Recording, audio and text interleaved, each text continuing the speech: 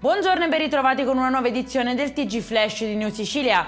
In apertura incidente mortale a Taormina in via Pirandello. A perdere la vita è un 47enne di Giardini Naxos. L'uomo viaggiava in sella al proprio scooter quando, dopo aver perso il controllo del mezzo, si sarebbe schiantato contro un muretto di pietra. Vani soccorsi.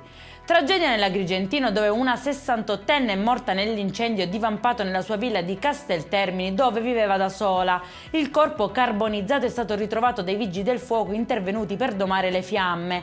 Sulla vicenda la procura ha aperto un'inchiesta e ha disposto l'autopsia.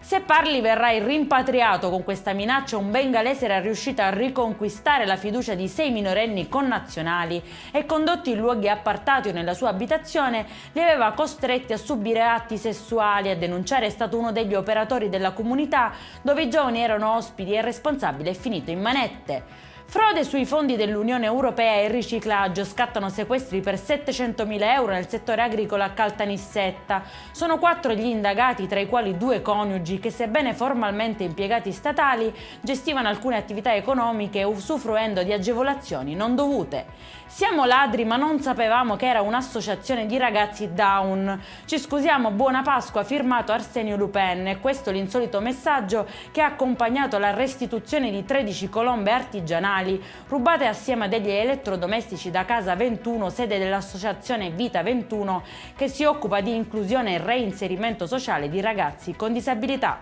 Per questa edizione è tutto, prossimo appuntamento alle 19:30. Buona giornata.